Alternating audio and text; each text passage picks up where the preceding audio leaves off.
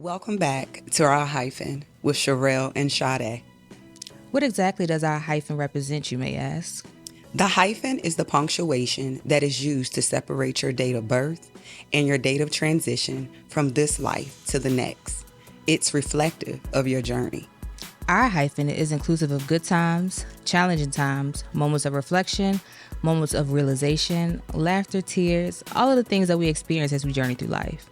These are the conversations we started in 2020 on the living room sofa that led to some of the most transformational experiences of our lives.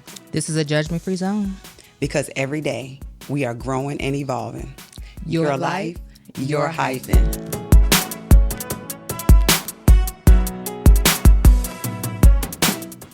Hello, everybody, and welcome back to another episode of Our Hyphen with Cherelle Sade. I feel like it's been so long since we have been together and recorded a video for you all, so I'm definitely excited to be back. Not be back, but it just feels like maybe because we haven't seen each other in a long time. We haven't. We really haven't. It's been almost a month, right? I think the last time we saw one another was at a game. Yeah. Was it? That I can remember, yes. I mean, we text, but still, and talk, but still. But before we get started, I do want to announce that we are actually going to be guests on another show. Chatting with Cherelle on, hold on, I got to get my calendar. It's March the 5th at 8 o'clock p.m.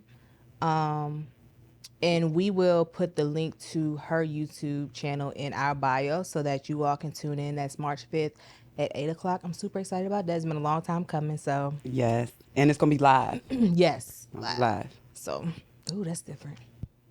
I know. Oh, Lord God, my mouth. Can't take it back. So how have you been, sis? You want the whole truth and nothing but the None truth. but the truth, so help you God. A hot tail mess. Literally, mentally, physically, emotionally. However, it's all been worth it. I am appreciating what I've been going through, my journey. Just talk about it. What you feel comfortable sharing. All right. Well, first, I would have to talk about my hair growth. Mm-hmm. It has been a challenge for me to keep it under control. And I know some people probably think, oh, she crazy when I say this, but girl, I stopped up the shower shaving. And I actually have an appointment coming up with my doctor. As far as for my facial hair, like I've had over 16 laser treatments. Mm-hmm. Still didn't work. I don't know what's going on. Is it something that you have to keep getting? Laser treatment? It shouldn't be. I mean, you might have to get like the maintenance treatments, but like when I first started, I was going like every week or every other week. And then you get your maintenance treatments maybe like once every 6 months, but no, this has gone beyond maintenance treatments. So. Okay. So y'all, if y'all have any suggestions, please let us know. Put it in the comments. I'm not embarrassed by it by no means. No means. We all are going through something. I mean, I have to shave my arms like every other day. I want to start getting that laser treatment on my arms, but I'm just scared because, of course, it's so close to like our breast tissue. So I always worry about, not worry about, but that's one of my concerns.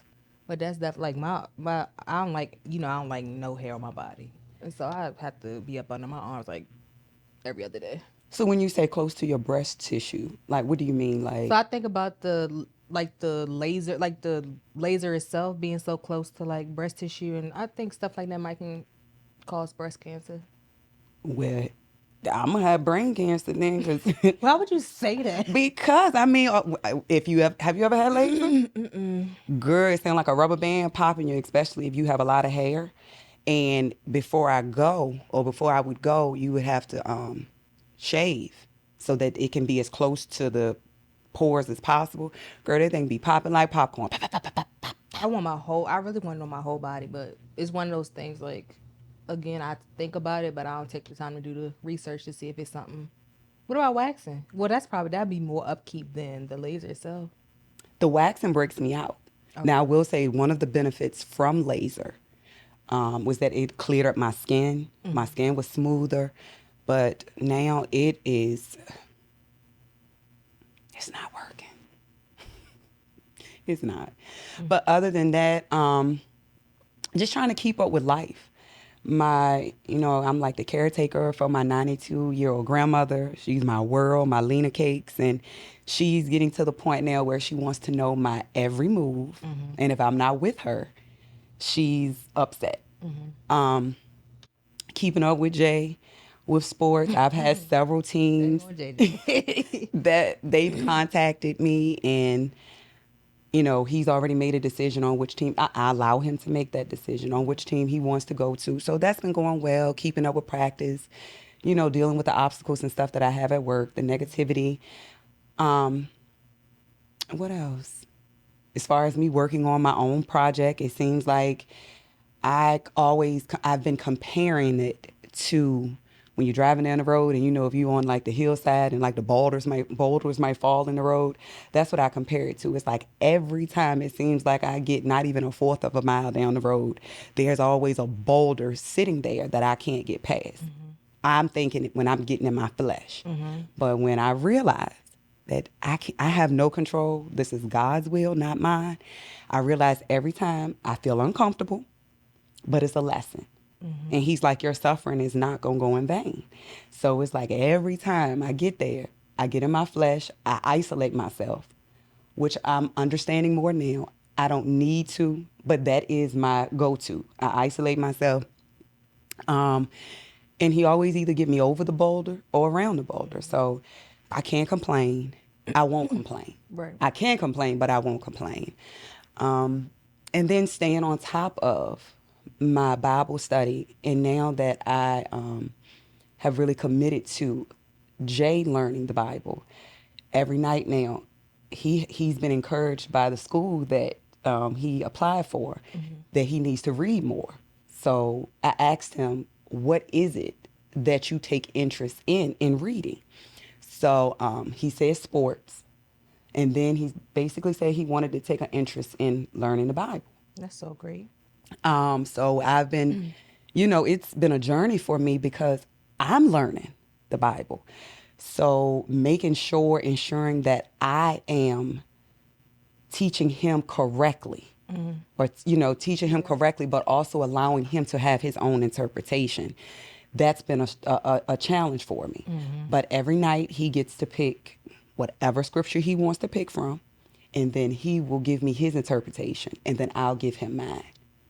But I have to go to my mentors to make sure that I'm giving him the correct interpretation because, as I told you, what I was taught, and not bad mouthing or bashing anybody, I had to release that, drop it, reset, and learn for myself. So I'm making sure that I'm teaching him properly.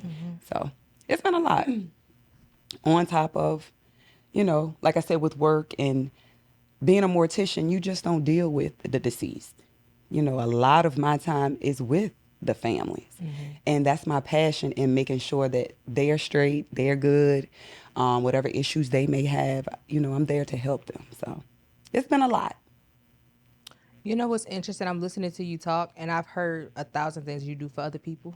The one thing that you said two things. Well, one thing that you said you're doing for yourself is like Bible study and then your project. But like a lot of what I hear you saying is like you going hard for other people. I'm getting back in that rut again. How do you feel about that? Or let's take it a step further. Did you get to look at the thing I sent you earlier today? When on Instagram when it was talking about here, I can read it now. How we tend to define ourselves by everything that we do. And No. so I sent it to all of my friends not all of my friends, but my friends with children. It said, and it's by the Broke Black Girl on Instagram. And it says, one of the most thought-provoking questions I've encountered was, without describing yourself as a mom, wife, daughter, sister, or friend, if someone asked you, who are you, what would you say? Where you see that at? You didn't send it. I sent it. Did I sent you? it to your DM. Oh, my DM. On Instagram. Instagram. Yep. It was right before the last one you responded to. Oh.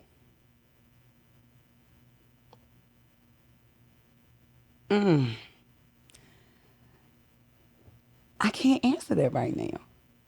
But I'm going to go back to it because I'm going to think.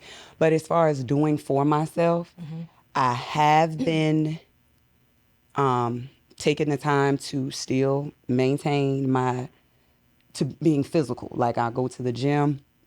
Like on Sunday, I did something different. I did not go to church. I went to the gym. No one was in there. So I turned on PD, shout out to you. And I had church by myself. And I needed that. Like I was in the gym hollering. I was in the gym stomping, devil, you gonna get up under my feet. You won't take control. So as far as maintaining my health, I'll say that's what I'm doing for myself. Okay. But I do find myself getting back in that routine of doing for others and not for myself. I noticed that. And as far as for my grandmother, she knows that she know how to pull on my heartstrings. And I did, as I mentioned in a previous episode, like when I went to see The Color Purple, she really played on my heartstrings. She did not want me to go on Christmas. Oh, wow.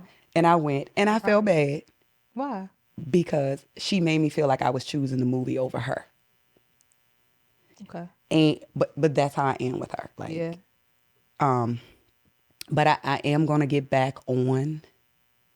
I've been in my flesh a while with dealing with my project, and I don't stay in it though. I will say I don't stay in it, but as far as my health, that's what I'm doing for myself. But other than going out, I have been on a no spend budget. And the one thing my small business rep told me, he said, when it comes to something that you want, you're going to have to persevere. And I'm not going to lie to you, I thought he meant persevering as far as not giving up, but it's persevering as mentally, physically, emotionally, financially, all of that. So, but I do realize that this trip is coming up. Don't judge me when I get out there, all right? You better judge you going to Dubai. Don't act a fool over there. They gonna like breaking news. Okay. You better get it out before you get over there. Acting crazy. All right, so let's already say the day before we go, we're going to have a good time, okay? Something. All right. But I'm listening to you, sis, and correct me if I'm wrong. But in knowing you, it seems like your pattern is when you start to feel bad about something, you just do more for other people instead of. And this is not a bad thing because we all need validation, but I feel like you seek validation in other places to make you feel good. So you just start doing more for other people so that like you feel like you're doing enough or like you're doing a quote unquote good job, if that makes sense. It does. It makes sense. Um, I don't want to say people pleasing, but like needing that validation from other places, because I do feel like right now a part of you feels like in your project you're failing or like you're not meeting the mark because it's not happening as quick as you wanted to. But like we talked about, like a lot of times we get caught up in what we want or what we thought it would look like, and we don't realize like when we invite God in the middle of something or into something, he is going to use it to teach you and to expand you in ways that you need to be successful in it long term.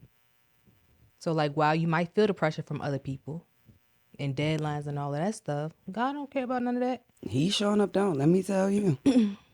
And that might be one of the things that he's trying to work on you about now, like people pleasing, because when you get in, like when it's all said and done, like you can't, you know what I mean? Like you really gonna have to be very, like have strong boundaries in certain situations and like stand on what you mean, even though it might not feel good. So maybe that's a part of what he's trying to like teach you now or have you experience now. So it's not, such a big deal then.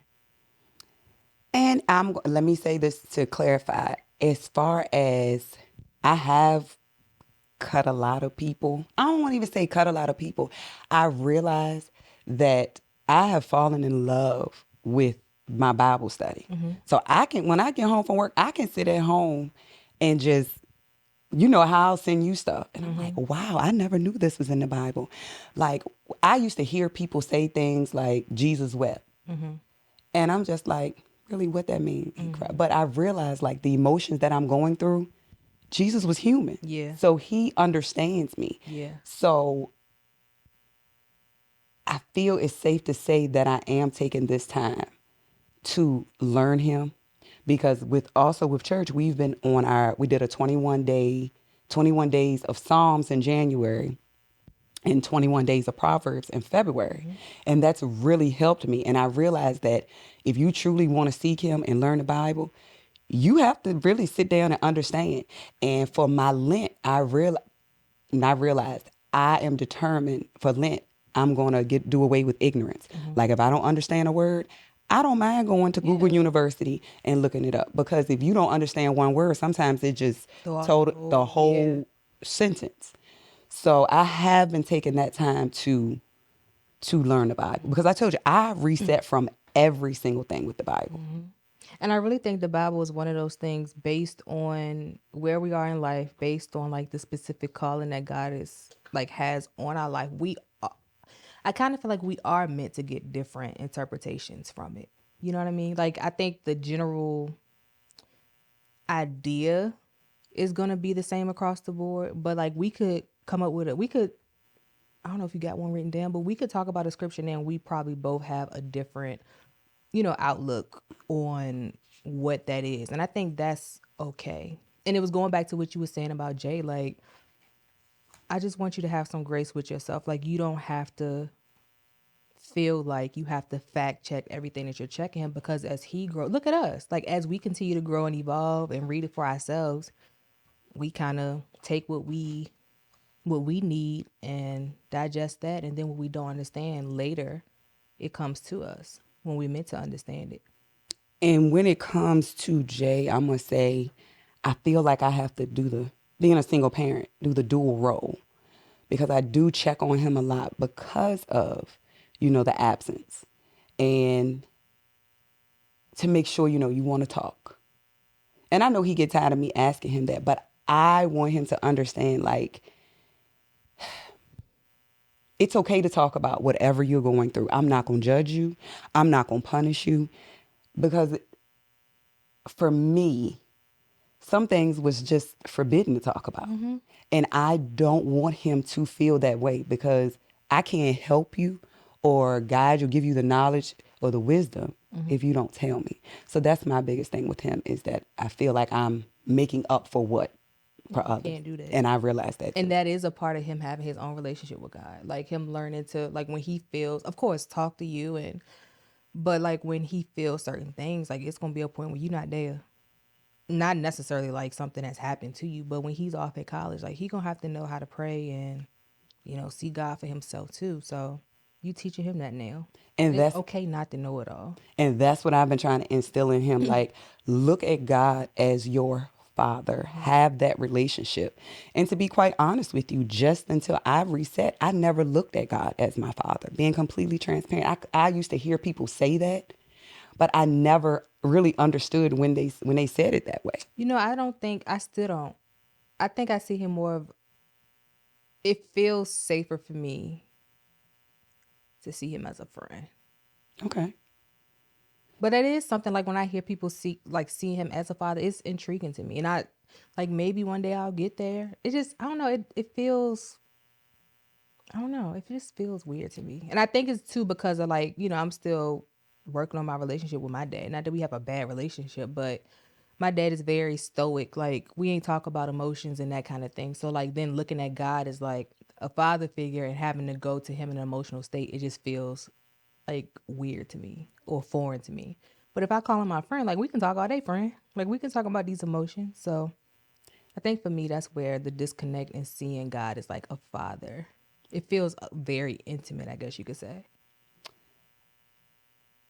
How can I put this? The video that you sent me, the young lady was sitting on the couch and she was talking. I think her name is Deborah. Am I saying that right? It was a TikTok video? No, it was a YouTube video, and I thanked you. And she was talking about, I'll find it, but she helped me to look at, and this in this video you really just sent to me. She helped me to look at God as a father. Which one was it? What did she talk about in the video? Talking about that the devil is sneaky, he's crafty. Look, I don't know. You know this book. Here you go.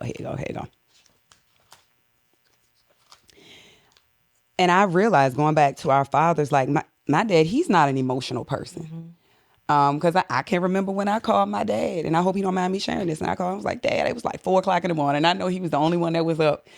And I was like, Dad, I'm feeling this type of way. I was crying my ass out. You know what my dad told me? What you crying for? They done showed you who they are.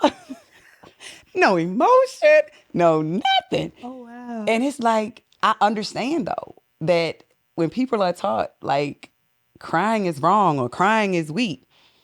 And I ain't gonna lie to you. My grandma, I told my grandma, I said, I know God gets tired of me crying. I know God gets tired of me calling his name. But I realized like it helped me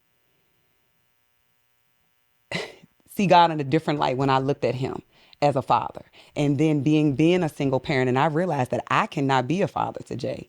That if you look at him as your father, that you can talk to him and say anything, then that can help you, if I'm making sense. You know, so that absence has helped me to understand. Just here recently, the video was on 2/7 with Deborah B called Spiritual Warfare and Feeling Lost. And she talked about he is my dad, he's my everything. Pray and spend time with my Heavenly Father. Have that personal relationship with him. So when I looked at my relationship as being personal with God and being my father, knowing that he has feelings, he's ready with his arms wide open, that changed my perspective. And I think too, maybe because I feel like my friendships are like my more intimate experiences in terms of emotions. Like y'all, I feel like we have very like emotional and intimate conversations. So that's why I guess for me, it feels more natural, I guess, to look at God as a friend. Smart. Can I chime in? Yes. So I was explaining this once, and it was like it was like eye opening for me. And just like, do I look at God as like my father or my friend or what have you? It's like we know George Washington, all three of us. We know George Washington, right? First president, general. You know, we know chop down a cherry tree, right? Like we know George Washington, but we don't know him like y'all know each other or like we know each other. So I was explaining, you said something like getting to know him like on a relationship based level. I think the end goal, father, friend, like however you describe him, it's not to know him like George Washington, but it's to know him like we know each other. Someone explained that to me once and I was like, yeah, mind blown for me. And I think too, like again, going back to the dynamic of a father, like my dad was the dad, like which I never got in a fight at school, but he was definitely the dad, like if you get in a fight at school, like you better win. So like to me, that also goes back to kind of equating God with like this idea of somebody that's just waiting to be like harsh, I guess.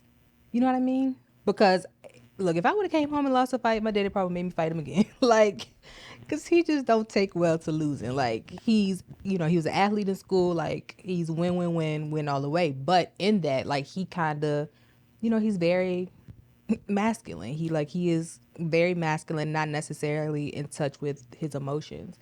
So again, like, I think that's why I struggle to see God as a father. Like, Well, God did some things. He flipped the table over. Yeah. And all that stuff, but that was the last resort. It wasn't the first one. But I don't know. But maybe I'll get to that point. Like, Hey. or maybe I'm one of those people that's meant to just see him as a friend. I don't know. Well, let me say this. I don't just see him as a father. It's sometimes I go to him like, look, OG, me and you need to talk. Because something is not right. That's how I be talking to God. And why? I ain't gonna lie, I'm like, God, I'm tripping, ain't it? It depends on what personality at the end of the day. So he get versatile? He's versatile. So because I feel like this, God wants the best for all of us. Yeah. So, and that's our parents. All of us want to think our parents want the best for us. So I ain't gonna look, OG, stop playing now. Yep. And Pastor Hamill taught me that. He said, God can take it, question him. So, Yep. depending on how I'm feeling is depending on how I see him. But That's a good point. Yeah. That's a good point. But I do think like I feel like I have experienced God this year in ways that I haven't before. And it's overwhelming. It's very overwhelming. And it can be uncomfortable at times. Yeah, cuz I realized my like when I experience the spirit of God, like the Holy Spirit, I usually like it makes me cry. And so like that's not one of those things you can just sit with and be happening inside and people don't see it. Like it's so overwhelming that it usually makes me cry. And so then I'm like, oh my God, like this feels extremely intimate because now I'm crying and it's just a lot. But it's been great. It's been great. But yeah, I definitely like I want you to think about that question. I'm gonna have to answer that on the next one. I'm gonna think about that. Like, who are you outside of all that you do for other people? That's something I had to break free from. Like, I was somebody that, like, I found myself taking pride in being extremely busy. Like, if I wasn't doing something, I didn't feel useful. Like, I felt like I was wasting time or, like, what are you doing? You're not doing something. But that's something I really had to break free from to the point where like sometimes I purposely make myself like have days where I'm not doing anything and I sit in the uncomfortableness of that. Like sometimes it's still uncomfortable, like because I'm not where I want to be completely, which we never arrive. Right. But like I'm not where I would like to be. So even on days where I'm taking intentional rest days, like I have to be intentional about being intentional almost, and it's not always comfortable. I will say I have been using Fridays and the weekends to be my rest days. Even if I work or once I take Jay to practice and come back, I'll use it as my rest day. On Sunday, I'm very thankful for having my grandparents. So I at least try to, if I don't see them at church, I'll at least try to go visit. Just being thankful because some people never got to meet their grandparents. So if it's nothing but like 30 minutes or so, and it feels good to go and see them and you want to eat and just to talk. So Me and my grandma sat down and we did a puzzle the other day, and it was fun. Like it was just so it was like brainless activities. Like I think sometimes I forget to do those things. Like those things where you just doing something that don't take much thinking, like you just enjoying the moment. right, So we did that for like probably an hour and a half maybe, and it felt good. right. So I'm taking that time to appreciate who I have in my life. Yeah. But Sunday, after the gym and after I had my church, I went and did my grandma's manicure Oh. and did her hair. And, just creating those memories because when they're gone, they're gone. We got to realize we are all on borrowed time. So, That's one of those things. I don't know if it was pandemic. I don't know if it's social media, but like sitting down to do a puzzle with a loved one or reading a book with a friend, like I feel like those little intimate moments are just harder and harder to find. Yeah. For whatever reason. I don't know if life getting busier or noisier or there's more outlets, but I read a book the other day or some of a book and I was like, man, when's the last time I had time to do that? I was like, they're disappearing a little bit. Yeah. right. So we got to bring that back. Be intentional about it. Like I was watching another thing that I'm doing this year and being intentional about is like watching reruns of my favorite shows. And so like I was watching Girlfriends, and I remember I used to watch Girlfriends religiously. And I was sitting there like, yo, I don't even remember some of this show. It just goes to show how far removed we get from the things that we love, like when we're not intentional about like sticking to it and having those experiences. Well, I will tell you this. I don't watch TV anymore. So it has truly, truly, truly, I'm going to say an honor I have started watching a few shows. Um, how can I say this? And it's helped me to have a different outlook on some things, like something that I experienced in my project. Something I experienced in my project, it happened in one of the shows. And I was like, Tiffany, you need to start back looking at TV a little bit. My grandma. Oh, go ahead. No. My grandma told me, she was like, look, you need to start watching the news to find out what's going on. I refuse. Now that's something I can't. I'm go not. back to. Mm-mm. Because And I always tell refuse my to live in grandma, fear. Y'all sit there and watch the news 24/7. So if something was really happening that I need to know about, y'all will call and tell me. I can't. Yeah, I can't. That's one of the things I know. I can't go back to watching the news. Because one night I was out raking my yard and it was after 8 o'clock. And, my grandma, she'll call and check on me. girl, what you doing out in that yard that time of night? Somebody gonna come out there and do something to you. I said, look, you live in fear, not me. Yeah. I'm like, this little bubble I live in, look, I don't bother nobody. I don't expect nobody to bother me. Yep. So I was getting beautifying my yard and beautifying me by working out. So no, I'm not going to look back at the news. If I need to see the weather, I look at it on my phone, and believe me, if it's something bad enough, somebody going to call and tell me. Yep. So But yeah, but I can definitely identify with life has just been life and it don't, like I think we say that sometimes in a bad way, but like you said, I'm embracing it, but it's the feeling of like really knowing I'm not in control. Like usually you can, well, I know I can get uncomfortable and then I can like fix it or I can do like something like put a band-aid on it. But I really feel like God is taking me through, it's almost like a purification season. Like stuff, I don't know. It's so hard to explain because I feel like I'm in the midst of it, so I really don't know how to explain it. is it uncomfortable because you are used to being in control Yes. and now you're relinquishing control? That's me.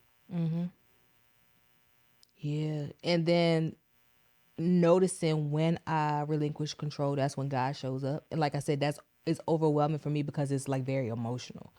So it's just like getting used to both of those experiences.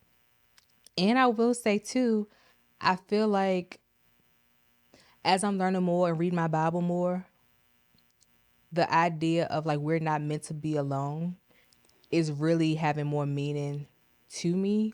And so now like changing my verbiage in terms of saying like I enjoy being single. I don't enjoy being single, but I enjoy being by myself more than I would enjoy the idea of being in like a not healthy relationship. But I tend to just say I enjoy being single. You know what I mean? Instead of saying, yeah, I enjoy like I can be by myself and it's not a problem, but what I desire is healthy partnership. So I think I've been saying stuff like just saying it, Shane, but not realizing the weight of what I'm saying. And I was reading something and it was talking about how as men and women we'll never be all that we're meant to be and like outside of or we'll never be all that we're meant to be without having a partner attached to us because it's just certain things as men and women dynamics that we give to one another that we just like God just made it that way that you're not gonna reach your full potential on your own. well, PD said that. He said you can't be the best version of yourself by yourself. Yes, he said, and I saw it somewhere else too. So, and then that's the whole rabbit hole of understanding. I think we were talking about it. Like we talk about wanting a relationship that, you know, where we have open communication and where we can work through issues. Well, we can't get that if we don't have issues. Like we have to have an experience that we work through effectively and learn our strengths and challenges to then say, we can work through hard things together. So just realizing those little things, it's like, it's getting real. Very real. It's getting real. So But before we wrap up, who would you say that you are? Asking you that question that's on here. who am Isn't I? that the question? Oh, okay. I am. Or you want to wait for another episode? We can. It's up to you. You want to think about it and then we come back and say it? So it's not a break in, like we can both. Sure. That's fine. I'm going to have to study that more. Because I know I'm loving, I'm caring, I'm adventurous. I am how can I put this? Like I'm somebody that desires knowledge and learning like the deeper issues of life. I'm definitely a conspiracy theorist.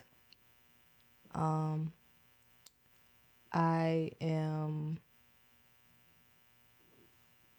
somebody that's always had a curiosity for, I just said that like the bigger issues in life. Now I'm like, what, how do you answer that? Like, how do you answer it outside of, yeah, I think that's who I am. Like, I'm loving, I'm caring, I'm adventurous, I'm a learner, like, I'm a forever student. Look, I don't know. Dang, I gotta answer the question too, and that's a weird question.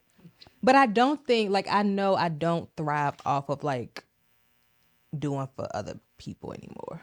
That's something like I know I don't like that just got exhausting.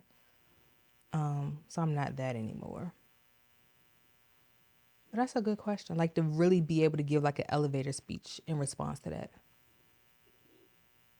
I'm gonna have to think on it. I mean, I know I'm a child. But of now God. that like you actually got to say it, it's like Yeah. what? How do you put it in like a Paragraph paraphrase it and say yeah?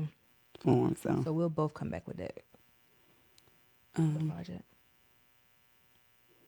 so where would you put the hyphen today? Um, learning to speak more on what I do want instead of counting out the experience altogether. So like we was talking about relationships, like saying I would like a healthy relationship, a caring relationship, a relationship where like I'm doing life with my best friend instead of just saying like I'm comfortable being single. Like I feel like I have to be mindful about that because that can be off-putting to people too. People that may be interested or whatever. That can be kind of off-putting. So, what about you? I'm gonna say for me, realizing the season that I'm in, and the season that I'm in, the enemy sees it. He sees the bigger picture. So I have to realize that he is going to get more crafty. He is going to get more sneaky. So I have to realize the season that I'm in and oust the distractions. I got a follow-up question because I was thinking about this earlier today actually. Do you ever feel like when we give the enemy credit for stuff, God be like, well, darn, I was trying to show you how to be more patient, but you giving credit to the darn devil. Like, it's really me trying to teach you patience. But like we tend to like the negative feelings, we tend to say it's the enemy, it's the adversary, instead of just acknowledging that the feeling is there and it's unpleasant and not like giving it or like not assigning it to like God or the devil, just saying, look, I feel uncomfortable and I'm gonna learn the lesson in it. Like I was thinking about that earlier, like the things that we tend to feel are most unpleasant, like that darn devil. And God was like, no, it's really me. I'm trying to show you how to be patient. I'm trying to show you how to be caring. But all right, give him the credit. Well, I'm glad you said that because just this week, On Tuesday, sis. just this week, Monday. Tuesday, Monday, just this week, I am not gonna lie to you. I walked through the door. I took these clothes off. Girl, I said, you know one thing? I was all to pieces. So when I say a season, the season can be momentary. Like time don't mean nothing to God. I cried. I hit the shower. I stomped in the bathroom. I did everything. I was so uncomfortable. I couldn't stand Kirk myself. Franklin remix stomp 2024. I ain't gonna lie. If I could stand up right now without him getting me, I literally jumped with both feet in the air. I probably would have went through. If I had a soft spot in my floor, I would have went through the floor. I was just sick and tired of just the way I was feeling. I was uncomfortable. I was to the point like I had turned my music on. I was listening to my gospel music. I was taking a shower. I was like, Lord, I don't know what you trying to teach me, but right now it don't feel good. Like I was just very, very, girl, do you know? I was listening to my music and it was like God sent his angel. I got the phone call because I already got the call, but I didn't want to hear. I got the phone call like an hour or so later. Late in the midnight. It was like a sigh of relief. I was like, God, thank you. And basically he popped me in the mouth and was like, look, That guy. didn't I tell you it's my way, not your way? So And then somebody told me last week she couldn't remember the exact question, so she paraphrased it. I'm gonna paraphrase her paraphrase. And she was pretty much saying our tears are warfare. Meaning a lot of times we don't want to show that vulnerability and crying and expressing that we feel disappointed, we feel scared, we feel uncertain about something. But when we keep those things in, that's when those negative feelings really start to fester. But when we get them out, and we just say, God counting our tears, he know what our tears mean. Like that's actually us warring in the spirit, like by crying. remember that thing I sent you last night or I posted with Darius Daniel said, don't be around people that you can't cry around. And going back to looking at God as my father, now I feel like I can cry in front of a man. And when I look at God as my father, cry in front of anybody. just go like I was at my aunt's house. Ooh. I was crying, and do you know the men that was there was crying too? I was crying to the point where, you know how you do that? That's how I was crying because we were all talking, but by looking at him as my father, and I feel like I soften up. Because our fathers, they are rough. They are very masculine. Have I ever seen my dad cry? I don't think I think I seen my dad cry maybe once or twice, and that was at a funeral. I was about to say I was little, but I think like my dad wears sunglasses to a funeral, and I think when he started to get emotional, I was sitting on his lap, so I was real young. He got up, he was like, "You got to go to the bathroom," and I was like, "No," but then he got up and went to the bathroom. So I don't think I've ever seen my dad cry. He probably cried when I finally do get married, though. Lord, finally, somebody took off my hands. Boo hoo hoo hoo. That might be the day. Might be the day you break them. Mine. So I'm realizing that the season that I'm in, and it can be temporary. And let me say this then. I go in my flesh, but I learn not to stay in my flesh. So that's how I look at it. I'm not going to give credit to the devil. I don't stay there. Because either way is a lesson. I learn them. And again, this God popping me in the mouth. I get up every morning expecting a lesson. And the lesson is sometimes it's not going to come through the way I want it to come or in a peaceful way. So. Yep. Where would you put the hyphen today? Something y'all said really resonated with me in, talking about some of those negative things that happen, you just attribute to the devil when it's God knocking at your door. In the Bible, Satan tempted people a lot more with nice and pretty and shiny things than he did with pain and suffering, right? So when I think it was y'all both touched on it, when you said that, I was like, man, that's good stuff, because I think a lot of the times we just equate an emotion and a feeling to a result, and 9 times out of 10 that's not it. I'll keep my hyphen short and sweet today. I place it I place it to try to know God like we know family, not like we know George Washington. And I'll keep it at that. I like that. I like that. So this has been another episode of our hyphen. We'll see you next week. I mean, in 2 weeks, but y'all know what I meant. And if you have any suggestions on this hair, reducing this hair growth, please let me know. Hit on the DMs. In the DM. Talk to y'all later.